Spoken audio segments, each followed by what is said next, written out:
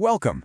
Our whole goal here is to break down big topics into clear, engaging explainers. So, let's just dive right in. Yeah, of course you have, right? We all have.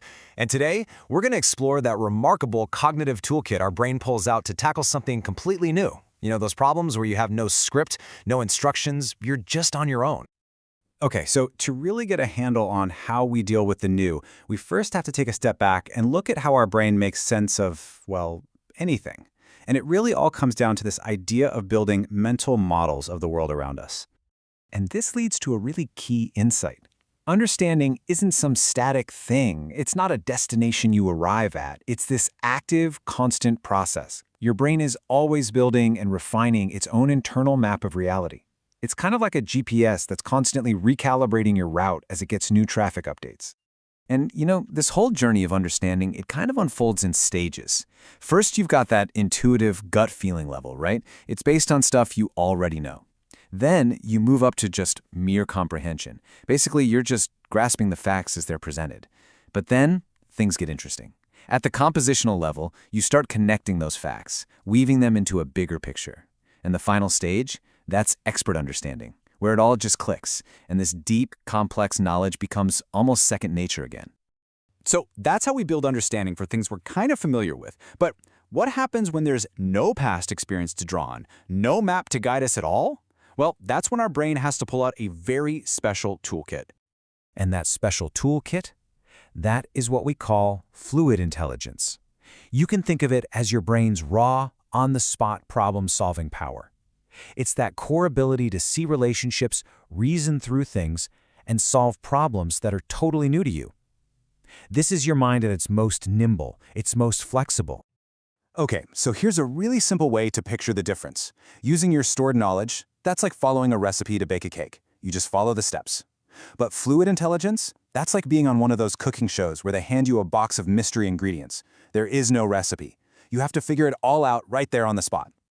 And this whole on-the-spot toolkit is powered by a few different types of reasoning. You've got inductive reasoning. That's where you observe patterns and try to figure out the underlying rules. Then there's deductive reasoning, which is when you use principles you already know to reach a conclusion. And finally, there's causal reasoning, which is all about understanding those complex cause and effect relationships. All right, so let's pop the hood on this thing. What's actually inside this cognitive engine? What are the core components that really power our fluid intelligence?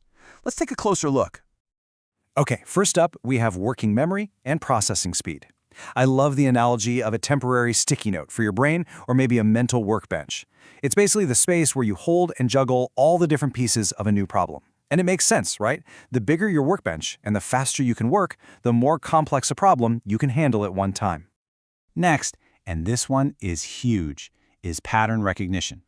This is our brain's incredible ability to find order in what looks like chaos.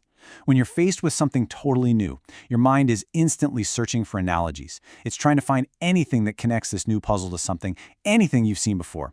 It's all about making the unfamiliar feel just a little bit familiar so you can get a foothold. Then we have cognitive flexibility. This is your mental pivot.